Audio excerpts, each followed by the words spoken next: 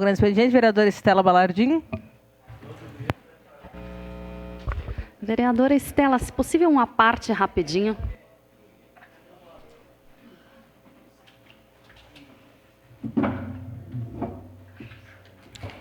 De imediato, seu à parte, vereadora Tati. Obrigada, vereadora Estela. Só para contribuir, né? Eu ainda não fui, mas esse final de semana já me organizei para estar em Fazenda Souza prestigiando, né? E dizer que como é bonito a gente ver o nosso interior se mobilizando, né? Nós temos em Fazenda Souza a Festa do Agricultor, temos em Forqueta, né? A Festa do Vinho Novo, que não aconteceu também em razão desse período de pandemia, mas que está sendo pensada a retomada. E eu acho que é isso, né? Cada localidade, cada distrito traz um pouco da sua realidade e inova. Agora, claro, é questão de opinião, né? Agora, eu tenho que discordar do senhor vereador D'Ambros, porque o desfile da Festa da Uva foi um dos mais elogiados. E o desfile da Festa da Uva foi muito bonito. E cada comunidade, é claro, né, tem a sua ideia, tem a sua história, trabalha, né, numa perspectiva, mas aqui a gente tem que valorizar que a Festa da Uva ela inovou, trouxe grandes emoções, valorizou os 90 anos, né, mais de 90 anos de história, também quando trouxe todas as ex-soberanas a estarem junto. Então foi belíssimo, né? Eu acho que a gente não tem que ficar fazendo comparações, eu acho que a gente tem que fortalecer ambas as comunidades, ambas as festas. Obrigada. Muito obrigada, vereadora Tati. Gostaria também de parabenizar a comunidade de Fazenda Souza por esta festa. Também quero ter a oportunidade de poder prestigiar, e é isso. Temos que prestigiar todas as atrações e fomentos de culturas que temos na nossa cidade, né? Mas hoje eu tenho dois assuntos para falar, dois assuntos importantes, densos, mas que eu acredito que é importante nós pautarmos, até porque faz parte daquilo que eu estudo enquanto militante política, para sempre estar munida de informações para estar ocupando o espaço nesta Câmara de Vereadores. O primeiro dele é em relação à questão da terceirização de serviços. Cada vez mais, a terceirização de serviços vem sendo uma das medidas do Estado para conseguir cumprir atividades que o Estado não consegue custear, então custeia através de empresas terceirizadas. Mas, infelizmente, nós sabemos que uma das coisas que vem junto com a terceirização é a precarização desses serviços, com menores salários, com menores garantias de direitos, com um distanciamento ainda maior do trabalhador, da trabalhadora, do empregado e do contratante, o que dificulta também para que principalmente as trabalhadoras e os trabalhadores consigam ir atrás de seus direitos e ver isso sendo garantido e ter a explicação de seus processos em momentos em que algum direito não é garantido. Então, ele precisa ir atrás de um mandato judicial, entrar com algum processo trabalhista e tem muita dificuldade de ter as informações de como está o andamento de seu processo. E é algo que está acontecendo aqui desde 2018. A gente já trouxe diversas vezes a questão das merendeiras. E agora tenho que fazer esse parênteses para parabenizar a gestão em relação à ideia de passar este serviço para a Codeca, porque eu acredito que assim nós teremos uma melhoria permanente, não teremos isso acontecendo de forma tão recorrente em nosso município. Mas essa situação que se prolonga desde 2018 precisa ser pautada e lembrada por nós, porque senão, infelizmente, o que essas mulheres estão sentindo é que elas caíram no esquecimento. E a gente precisa, enquanto Casa Legislativa, reforçar que não, que nenhum trabalhador em nossa cidade cairá no esquecimento quando nós tivermos a oportunidade de deixar a nossa voz sair livremente para pautar essas questões. A empresa FA, que era a empresa contratante delas, contratou-as em 2015. Então, a gente já observa que destas empresas terceirizadas que prestavam este tipo de serviço para o nosso município, foi a empresa que ficou no mercado por mais tempo, de 2015 a 2018, mas em 2018 uma história que a gente já conhece, a história de que essa empresa faliu e, infelizmente, não pagou todos os direitos para essas trabalhadoras, nem as questões atrasadas, como passagem de ônibus, vale alimentação. E o que elas aguardam? Elas aguardam uma resposta. Qual que foi a última resposta dada pelo procurador-geral do município? Foi de que, das 166 trabalhadoras, 55 trabalhadoras não entregaram a sua... 55 não, desculpa. 5 trabalhadoras não entregaram a sua documentação. E, portanto, essas 161 trabalhadoras estão sendo penalizadas de certa forma, porque estão, desde 2018, esperando algo que já foi decidido na Justiça, que é delas por direito. Então, a gente já tem a decisão judicial de que elas têm o direito de receber esse valor. E, por causa destas 5 trabalhadoras que ainda não entregaram, que não conseguiram, que a Prefeitura não conseguiu entrar em contato para pegar estes documentos, que o sindicato não conseguiu entrar em contato para pegar estes documentos, as outras 161 trabalhadoras não estão recebendo. Faz algumas semanas que nós estamos tentando uma reunião com o prefeito.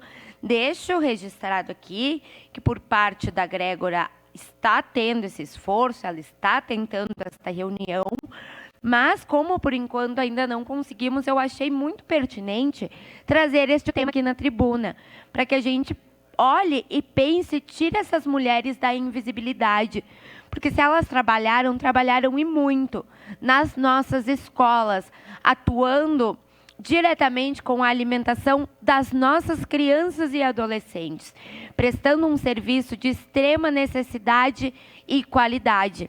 Eu, como saí da escola há pouco tempo, lembro com muito carinho de como era gostoso o lanche que nós recebíamos. E recebíamos pelas mãos dessas trabalhadoras, que agora lutam tanto por receber o seu direito e que precisam, sim, recebê-lo.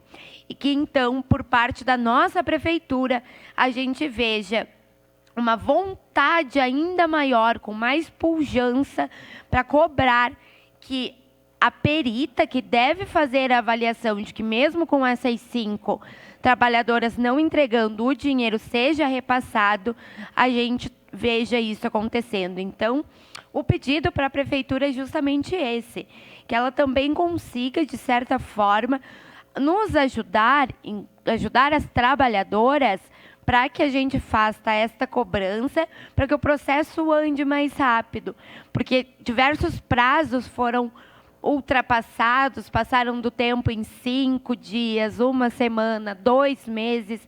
Então, a gente precisa que os prazos sejam cumpridos para que o quanto antes essa situação, que já se estendeu por tempo demais, seja colocada de volta na garantia dos direitos que estão na nossa Constituição Federal. Ainda dentro do tema da terceirização, e aqui eu tenho que falar o porquê que a terceirização é importante enquanto Câmara de Vereadores nós estarmos tratando.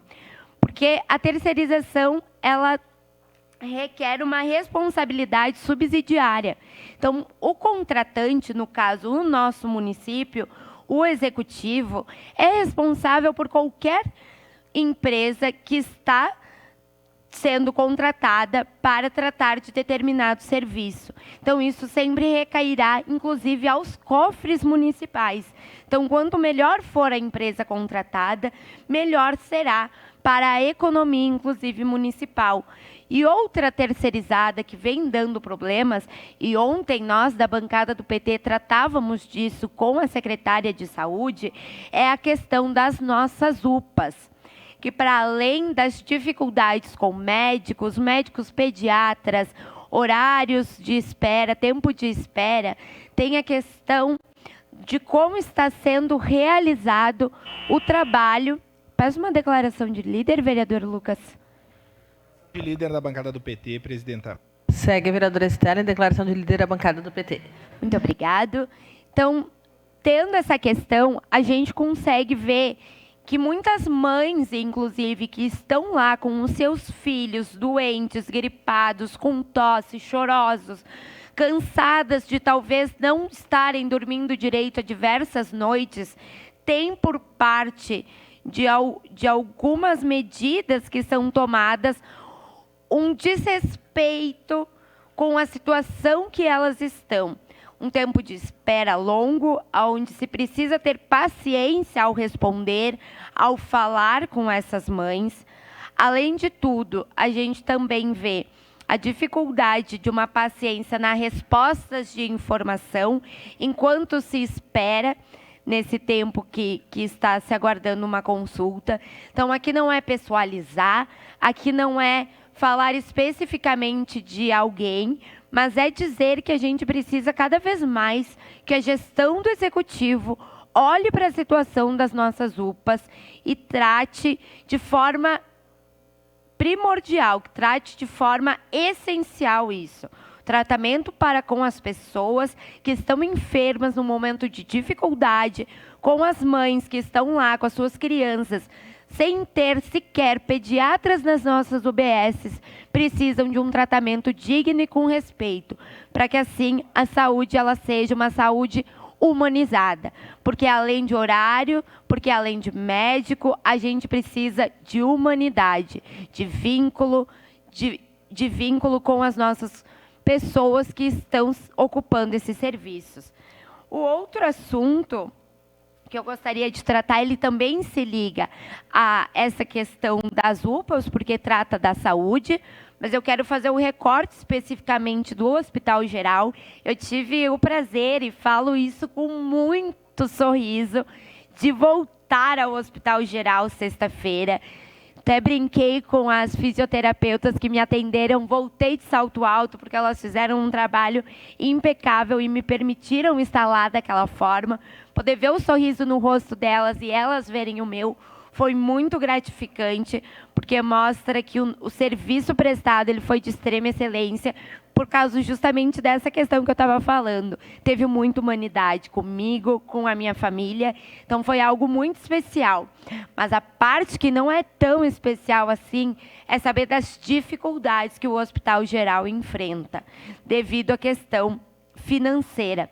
E dentro disso, a minha fala ela vai mais ao âmbito federal, porque a gente teve aprovado a emenda constitucional 95, a emenda do teto de gastos, que retirou neste ano da saúde um investimento de 22 bilhões, por exemplo. Inclusive, o doutor Junqueira comentou, né, que um investimento assim de 22 milhões daria praticamente para construir um hospital novo. Mas isso não existe, esse dinheiro não tem mais, porque em algum momento, a âmbito federal, se achou que saúde é gasto e que, portanto, seria viável cortar todo esse dinheiro que ajudaria tanto os nossos hospitais. O déficit do Hospital Geral, atualmente, nesse primeiro semestre, é de 6 milhões. Então, o que antes eles falam, que procuravam as emendas, e aqui gostaria de ter a presença do Rafael Bueno, que é uma pessoa que luta muito para emendas para a saúde, o que antes o Hospital Geral lutava para emendas de investimento, agora luta para emendas de custeio, porque não pode investir comprando aparelhos novos, melhorando a sua infraestrutura, ampliando o hospital, tem que custear aquilo que já tem e que não consegue ser custeado com as verbas que já recebe, pela diminuição da quantidade de verbas devido ao teto de gastos e por esse déficit de um valor que não é nada simbólico, é um valor bem significativo, bem expressivo, que é o valor de 6 milhões. Além disso, dentro dessa situação e dentro desses cortes de investimentos em uma das áreas mais importantes para a população, que é a área da saúde, nós temos atualmente mais de 82 pessoas para entrar no Hospital Geral, 120 pessoas esperando cirurgias cardíacas e mais de 100 esperando para cirurgia oncológica.